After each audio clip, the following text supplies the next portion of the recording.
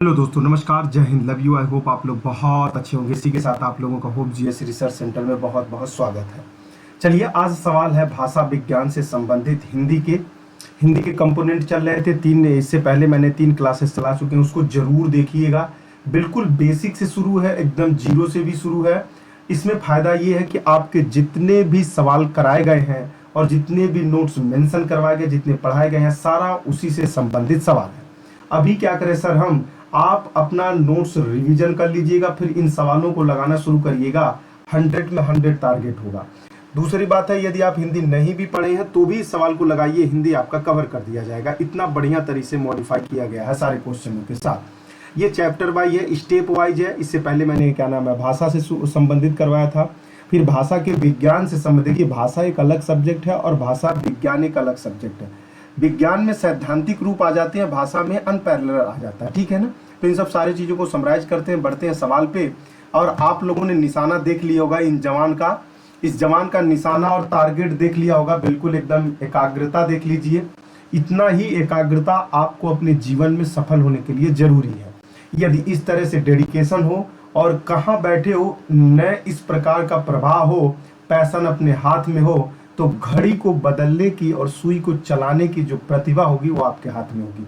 घड़ी मन मर्जी नहीं चलती है, घड़ी के आपके हिसाब से चलना शुरू हो जाएगी। इसी के साथ जो अभी अभी जुड़े हैं उनके लिए जय हिंद, लव यू, मस्त रहिए, खुश रहिए। आगे सवाल पे बढ़ते हैं। देखिए, ये कई कंटेंट को लेके चलता है। देखिए, ये इसका किट जो है, ये वाला छोटा सा, ये किट क्या दिखा रहा है, इसके पास क्या व्यवस्था है।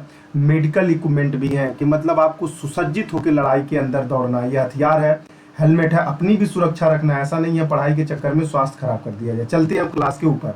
सवाल नंबर पहला, कन्नड़ का संबंध किस भाषा परिवार से। देखिए, भाषा परिवार से है। भारोपीय भाषा और भी भाषा प्रकार हमने पढ़ाया है। तो कितने भाषा के परिवार होते हैं ये भी आप लोगों को बताया अभी सुबह सुबह। तो अब चलिए क्लास यहाँ से लगाना शुरू करिए। देखिएगा, नंबर 1 आ जाएगा, ऑप्शन नंबर बी।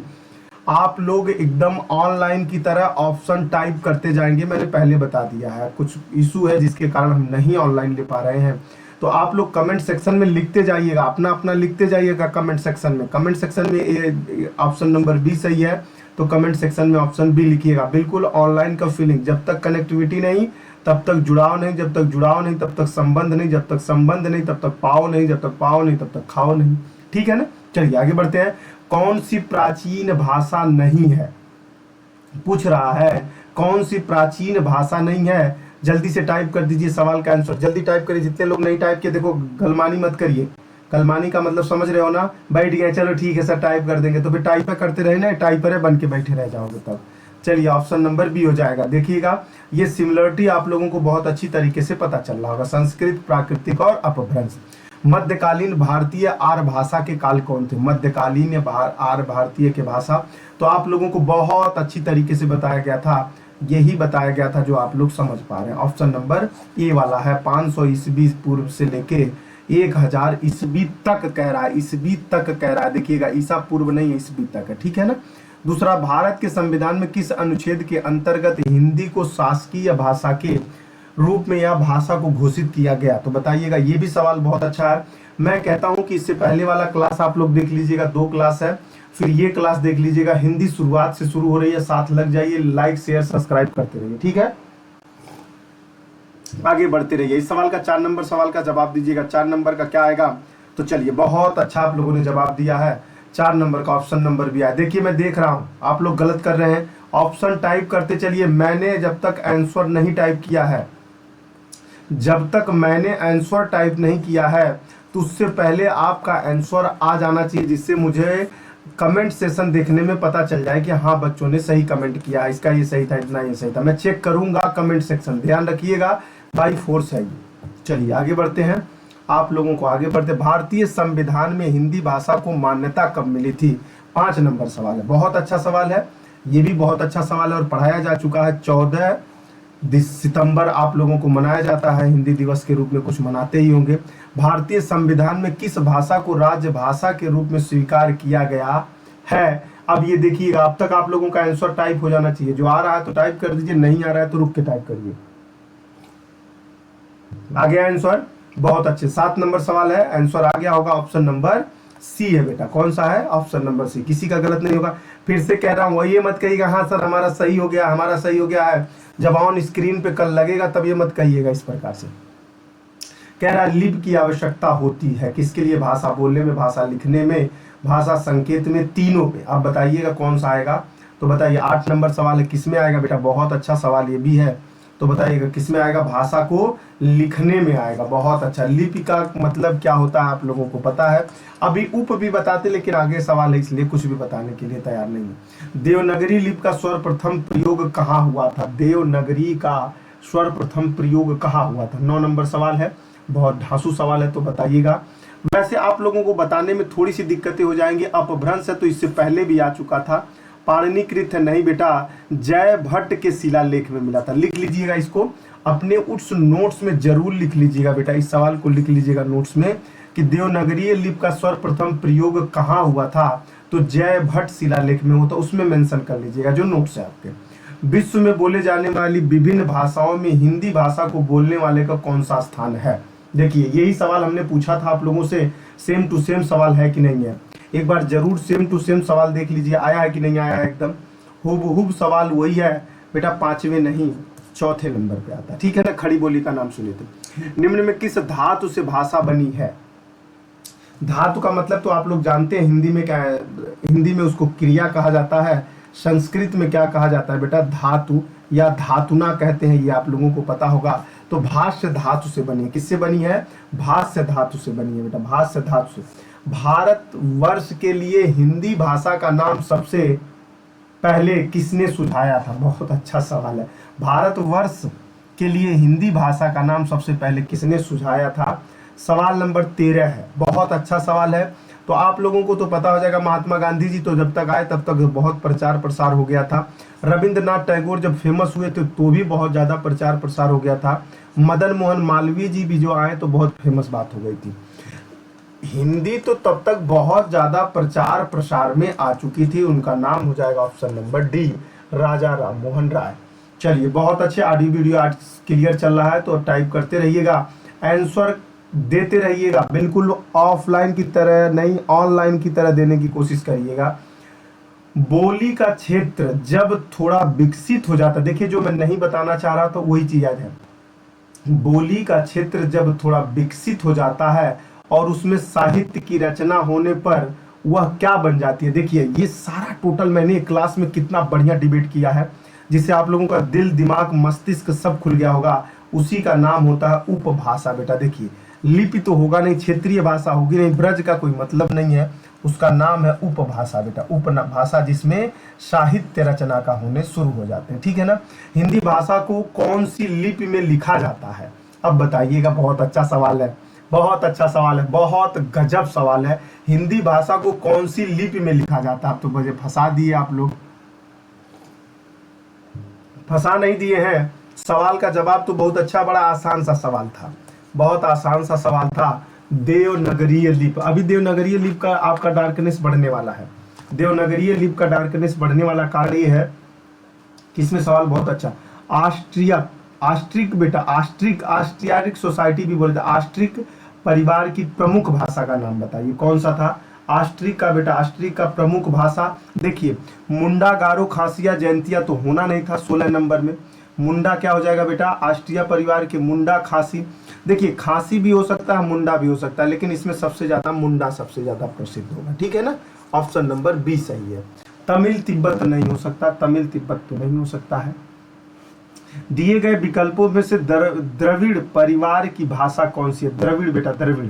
तो बताइएगा द्रविड़ का कौन सा हो जाएगा?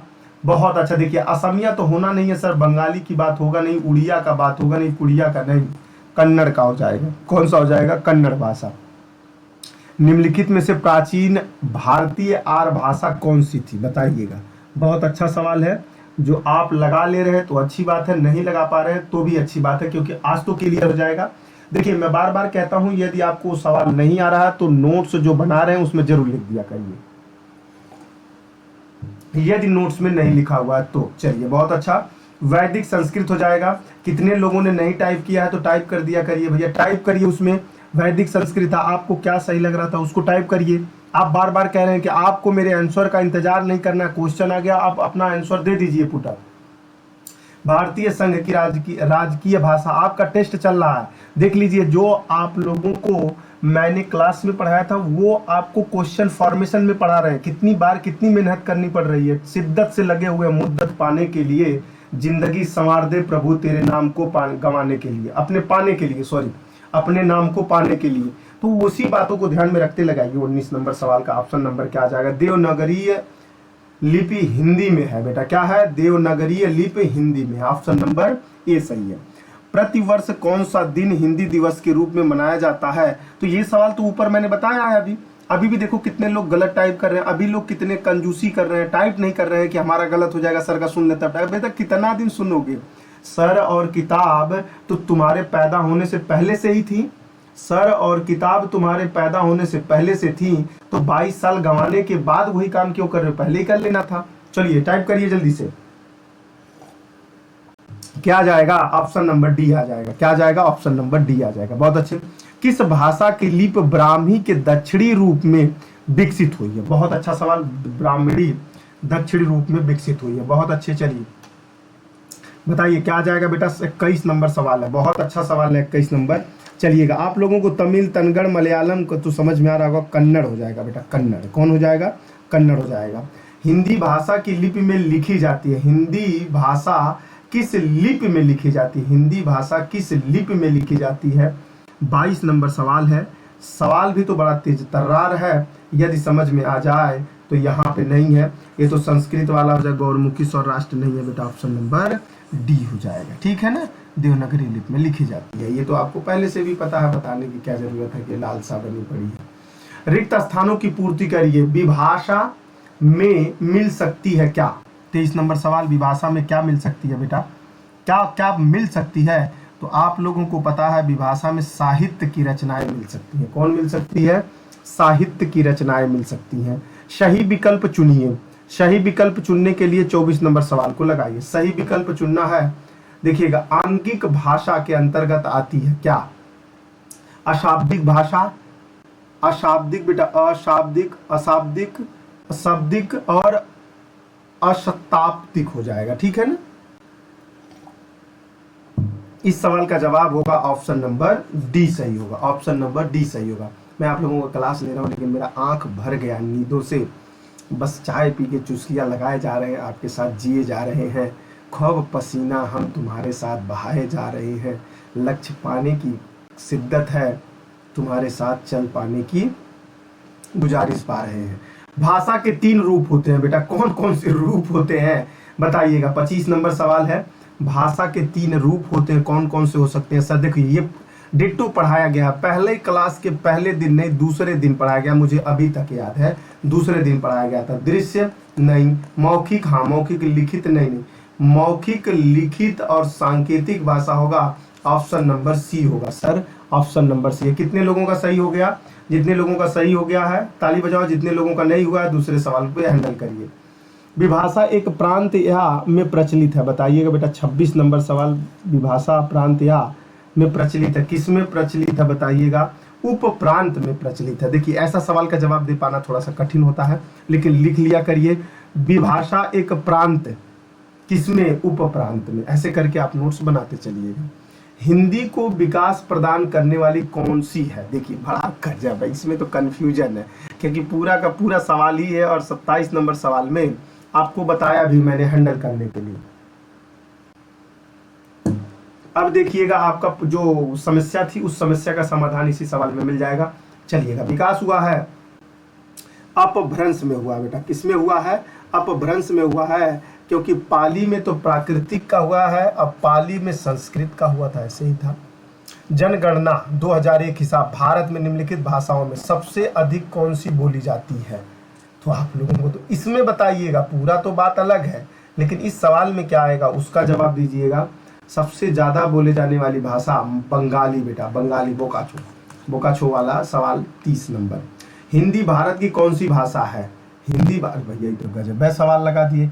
हिंदी भारत की कौन सी भाषा है? हिंदी भारत की कौन सी भाषा है? तो आप लोगों को पता होना चाहिए हमारी भाषा संपर्क भाषा होती है। क्या होती है बेटा? संपर्क बनाती है, स्थापित करती है, संपर्क स्थापित करती है। एकाक्षरी भाषा परिवार से तात्पर्य क्या बताए? एकाक्षरी भाषा परिवार से क्या संबंध है आपकी, बताइए। 34 नंबर सवाल है, 34 नंबर सवाल है। सवाल तो बड़ा अच्छा है, लेकिन एकाक्षरी भाषा परिवार का क्या मतलब है, चलिए बताइएगा। चीनी भाषा परिवार है बेटा, इसी का नाम है चीनी भाषा परिवार। ऑप्शन नंबर बी सही है, चीनी भाषा। हिंदी किस परिवार की भाषा है? देखिएगा, परिवार की बात कर रहा है, परिवार आप लोग अभी अभी लगाए हो, उसी परिवार से संबंधित है, तो इसका ऑप्शन नंबर बी हो जाएगा। हिंदी भाषा भारोपीय परिवार से संबंधित है। ऐसे सवाल को आप हैंडल कर सकते हो, ठीक है ना। चलिए आगे बढ़ते हैं, थोड़ा सा एक चुस्की ले लेने दीजिए क्योंकि भयंकर तरह से आंख भर गया है। चलिए सवाल नंबर अब लगाइए। आधुनिक भारतीय आर्य भाषाओं के उदय के पूर्व आर्य भाषा कौन सा रूप विद्यमान था? बहुत अच्छा सवाल है। 36 नंबर सवाल के जवाब दीजिए, 36 नंबर सवाल का जवाब दीजिए। अपभ्रंश था, कौन था? ऑप्शन नंबर डी था बेटा। क्या था? ऑप्शन नंबर डी था, ऑप्शन नंबर डी था, ठीक है ना। चलिए, आधुनिक भारतीय भाषाओं का विकास किससे हुआ है? आधुनिक भारतीय भाषाओं का विकास किससे हुआ? आधुनिक भारतीय भाषा का विकास किससे हुआ है? सवाल तो बड़ा अच्छा है, लेकिन बस घुमाया है और आंसर वही है। कितना भी घुमा ले, आंसर वही है जो आप लोग उम्मीद करके बैठे। किस तिथि को हिंदी को राजभाषा बनाने का निर्णय लिया गया था? 38 नंबर सवाल चेक करिएगा, 38 नंबर सवाल चेक करिए बेटा। 38 नंबर ऑप्शन क्या आ जाएगा?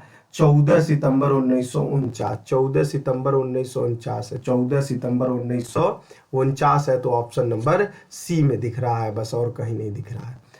संविधान के अनुच्छेद 351 में किस विषय का वर्णन किया गया? बहुत अच्छा सवाल है, एक बार हैंडल करिए बहुत अच्छे तरीके से, गुड शाबाश।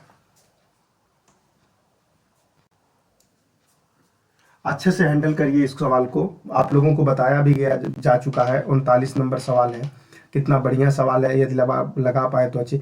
हिंदी भाषा के विकास का संबंधित निर्देशन, मतलब ऑप्शन नंबर डी सही है। ये सब इमोशन से संबंधित सवाल है जो आप लोगों को चेक करना चाहिए। संघ की राज्य भाषा हिंदी लिपि देवनागरी होगी, यह संविधान के किस अनुच्छेद में वर्णित है? देखिए, ऐसे हूबहू मैंने आप लोगों से सवाल सुबह पूछा था और आज आपके टेस्ट में बिल्कुल ऐसे ही आके खड़ा हो गए हैं। भैया जी कहे भैया हम ही मान लेते हैं, तो ऑप्शन नंबर ये सही है बेटा, 343 है, ठीक है ना। आर्टिकल 343। चलिए, भारत में हिंदी को संविधान की किस धारा के अंतर्गत राजभाषा घोषित की गई है? सवाल तो ये थोड़ा सा हैवी है, तो चलिए धारा वही जो आपको धारा और अनुच्छेद की बात की जा रही है, ये वही है, तो इस बात का जरूर थोड़ा बहुत गौर फरमाइएगा, ठीक है ना। आगे बढ़ते हैं। हिंदी किस लिपि में लिखी जाती है?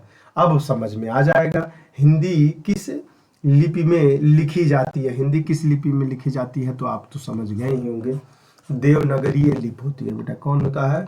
देवनागरीय लिपि होती है। हिंदी किस लिपि में लिखी जाती है तो ब्राह्मी में लिखी जाती है। देवनागरीय लिपि की सबसे बड़ी विशेषता क्या है? अब देखिए, देवनागरीय लिपि की सबसे बड़ी विशेषता बताइए, देवनागरीय लिपि की सबसे बड़ी विशेषता क्या हो सकती है? चलिएगा देखिएगा, हिंदी भाषा की लिपि होना नहीं, प्राचीन लिपि होना नहीं, अनेक भारतीय भाषाओं की लिपि होना नहीं, सर्वाधिक वैज्ञानिक लिपि होना एक ध्वनि के लिए एक संकेत है। बहुत अच्छा सवाल का जवाब है, इमोशन है, यहाँ रटने की जरूरत नहीं है, जिसको अच्छे से जानकारी नहीं हो वो सवाल को लगा नहीं पाएगा। देवनागरीय लिपि मूलतः क्या है? देवनागरीय लिपि मूलतः क्या है, इस बात का थोड़ा ध्यान रखिएगा। देवनागरीय लिपि मूलतः क्या है? सवाल नंबर 51 है, देवनागरीय लिपि निम्नलिखित में से मूलतः कौन सी है बेटा? चलिए बताइएगा। ऑप्शन नंबर बी सही है, अक्षरात्मक है। आप लोगों को एक चीज मैंने बताया था रोम लिपि के बारे में और भारतीय लिपि के बारे में, अक्षरात्मक और वर्णनात्मक था, यही क्लियर करना था। यदि आप क्लियर हो गए होंगे तो बड़ी अच्छी बात है।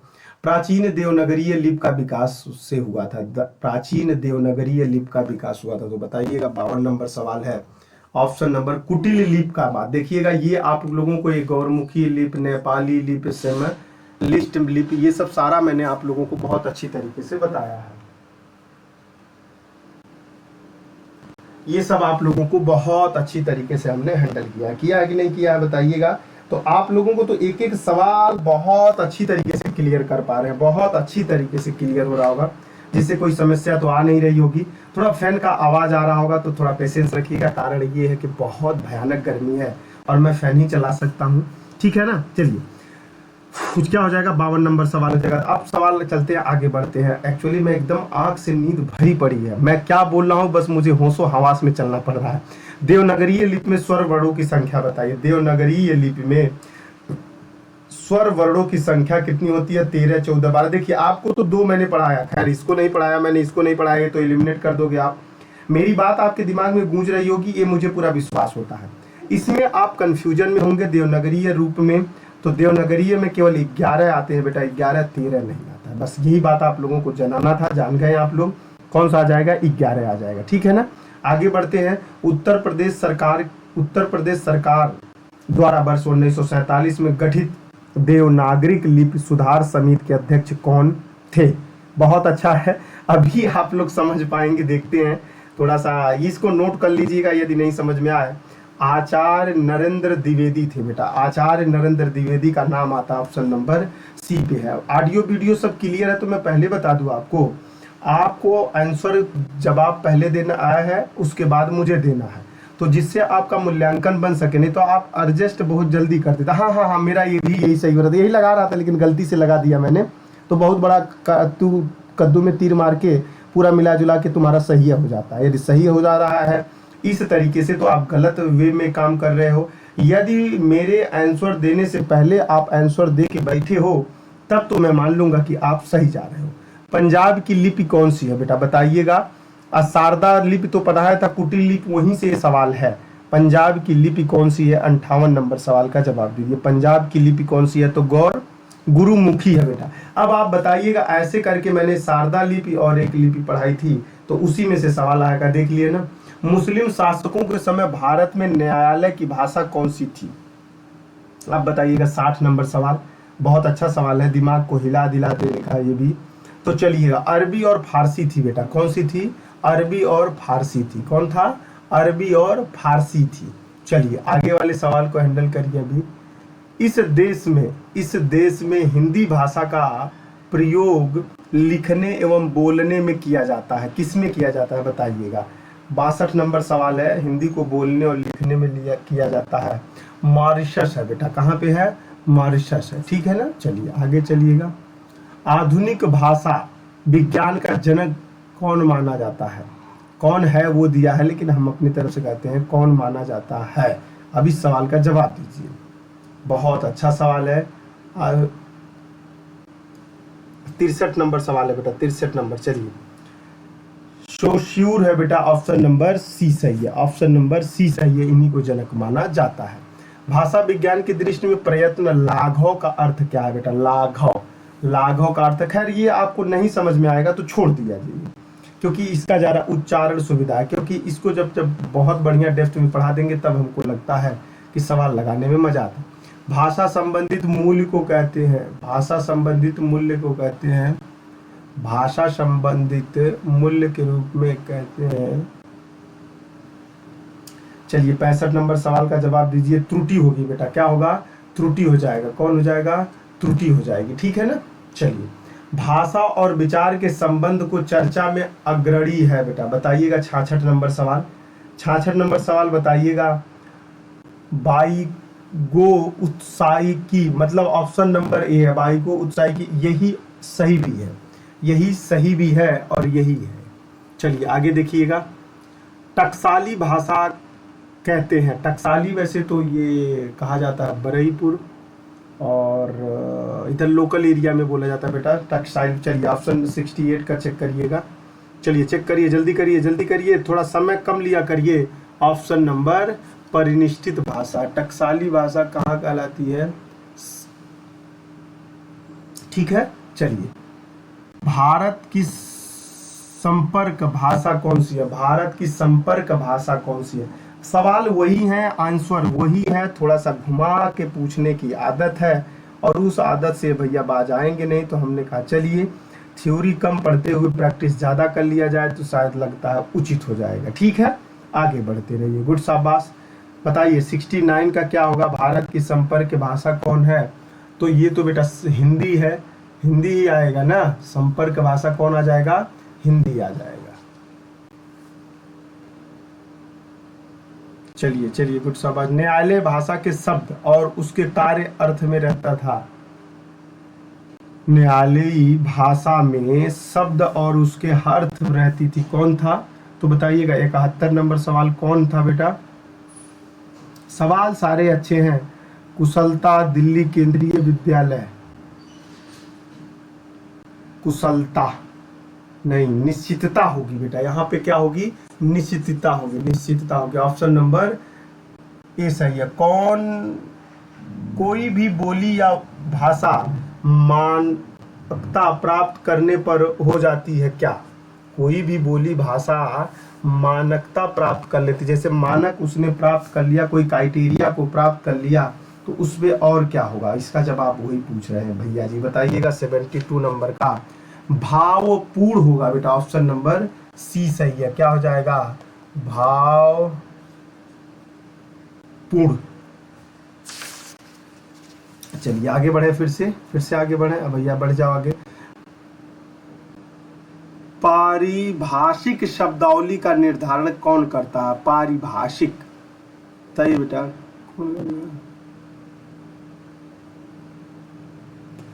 बोलो बोलो, जल्दी जल्दी बोलो। चलिए, नहीं आ रहा है।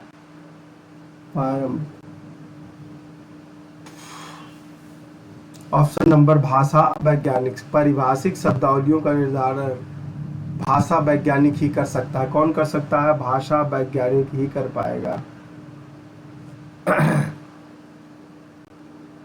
ज्ञान विज्ञान के तत्वों को व्यक्त करने वाली विशेष शब्दावली प्राप्त ज्ञान कहा जाता है।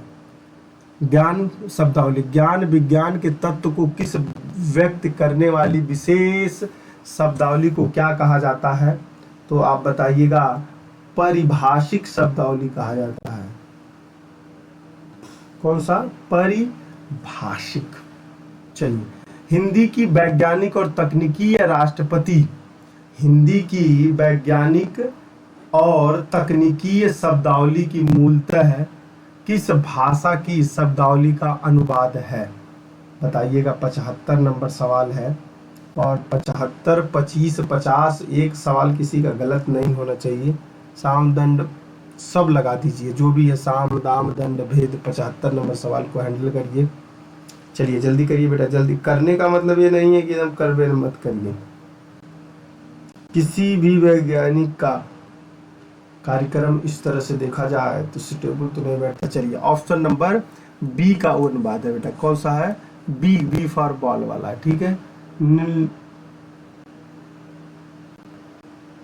कार्यालय हिंदी की भाषा कैसे होनी चाहिए? कार्यालयी हिंदी की भाषा कैसी होनी चाहिए? चलिए 76 नंबर सवाल बताइए। 76 नंबर सवाल, 76 नंबर। हिंदी की वैज्ञानिक और तकनीकी शब्दावली मूलतः लिपि भाषा, कार्यालय हिंदी भाषा कैसी होनी चाहिए? चलिए आगे बढ़िए, आगे बढ़िए। 76 नंबर सवाल है। 76 नंबर, ऑप्शन नंबर 76 का है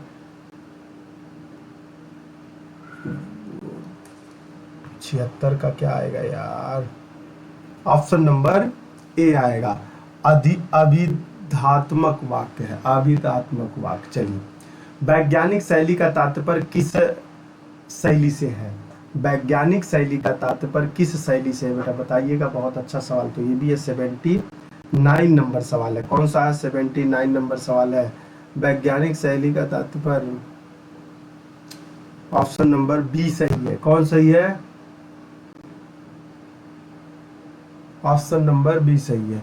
भाषा की सार्थिक लघुत्तम इकाई क्या है? भाषा की सार्थिक और लघुत्तम उपाय कौन सा है? बताइएगा। सार्थी का अधिकतम और उपाय क्या है? जल्दी जल्दी थोड़ा सा निपटाते चलेंगे तो हम लोग भी जल्दी जल्दी निपटते चलेंगे।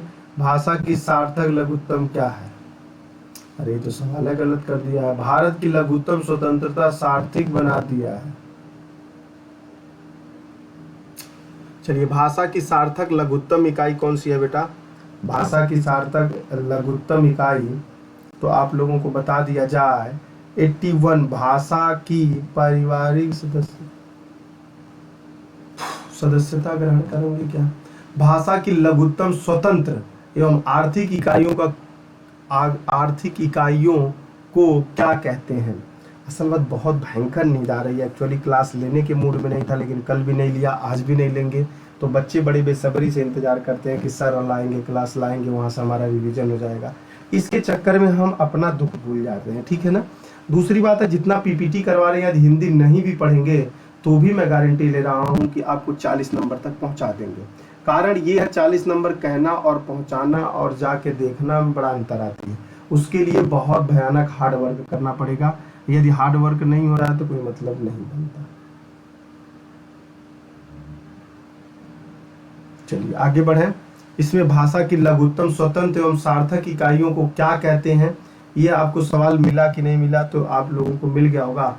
ऑप्शन नंबर ए सही है। ऑप्शन नंबर ए सही है। कौन सा सही है बेटा? ऑप्शन नंबर ए सही है। चलिए आगे बढ़ते हैं। आगे, निम्नलिखित में से किस हिंदी की शैली नहीं मानते? निम्नलिखित में से किसे हिंदी की शैली नहीं मानते हैं? 83 नंबर सवाल धड़ाधड़ लेते चलिए, ज्यादा समय मत लगाइए, वरना आप इतना बढ़िया खींचे हैं। कुछ हमारी भी गलती है, नींद इतना भयानक आ रहा है। ऑप्शन नंबर डी सही है। ऑप्शन नंबर डी सही है। ऑप्शन नंबर डी सही है। चलिएगा, ये सवाल लगाइएगा। नीचे भारत की 4 विशेषताएं दी गई हैं, इनमें से जो एक गलत है विशेषता है उसे चुन लीजिए। भाषा परिवर्तनशील है, हाँ। भाषा पैतृक संपत्ति होता है। 84 नंबर सवाल का जवाब दीजिएगा। 84 नंबर सवाल का जवाब। सवाल नंबर 84, सवाल नंबर 84 तो क्या आ जाएगा बेटा? भाषा पैतृक संपत्ति नहीं है। पैतृक भाषा सामाजिक संपत्ति होती है। नहीं बेटा, जो ही चाहेगा वही थोड़ी नहीं यूज करेगा। भाषा अनुकरण द्वारा सीखी जाती है।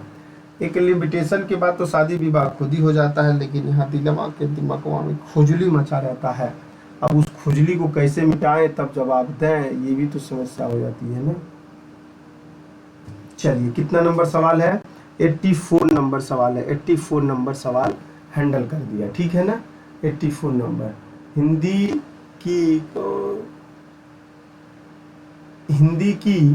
कितनी उपभाषाएं हैं? हिंदी की कितनी उपभाषाएं हैं? बहुत अच्छा सवाल है, देखिएगा एक बार जरूर चेक करिएगा। पहुंच जाएगा। चलिए आगे बढ़े फिर से। अभी 85 नंबर सवाल को चेक करिए बेटा। 85 नंबर सवाल को चेक करिए बहुत अच्छे तरीके से। 85 नंबर का हो जाएगा 2 उपभाषाएं हैं, ठीक है। बनारसी किस की उपभोक्ता है? बनारसी किसकी उपभोक्ता है बताइए। 94 नंबर सवाल का जवाब दीजिए बेटा। बहुत मतलब इतना भयानक नींद हमने पहली बार देख रहा हूँ मैं, अपने आंखों में भरे हैं। चलिएगा, लगाइएगा बेटा। एक सवाल लगाना है, बनारसी किसकी बोली है? तो बनारसी बुंदेली का तो हो नहीं, जब बरेली उधर है, कन्नौज है नहीं, छत्तीसगढ़ ही होगा, ठीक है ना। चलिए अब सवाल लगाए, किस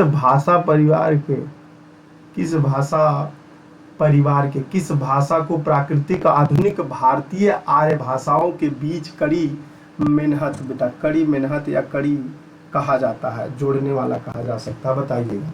98 नंबर सवाल है। 98 नंबर सवाल है। 98 नंबर आया है।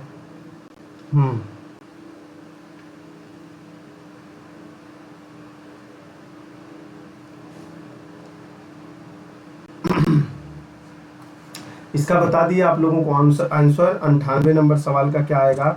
98 नंबर सवाल, किसी भाषा को प्राकृतिक आधुनिक भारतीय के बीच की गई कड़ी कहा जाती है? तो बस वही है। 98 नंबर सवाल का जवाब देंगे आप लोग। सवाल नंबर 98 का बी सही है, ठीक है ना। ऑप्शन नंबर बी सही है। ये था आप लोगों का इस नेक्स्ट सेशन से। इस वीडियो को जबरदस्त तरीके से लाइक शेयर कमेंट जरूर करिएगा। कारण ये है कि आप लोग शेयर नहीं करेंगे तो ये वीडियो कैसे चलेगा, आप बताइएगा। इसको चलाने के लिए क्या करें सर? इसको चलाने के लिए बस आप लोग देखिए, जब जो चीज़ फ्री में मिलता है उसका वैल्यूएशन करने की आदत हो जाए तो गरीब कौन अमीर कौन सबके बहाने छूट जाते हैं। आप लोग आते हैं तो उससे पहले जो अभी कर रहे हैं वो शायद करते तो आप उस लेवल को मेंटेन कर जाते। इसलिए ध्यान रखिए, खुश रहिए, आनंद लेते रहिएगा। Jai Hind, love you, take care, bye.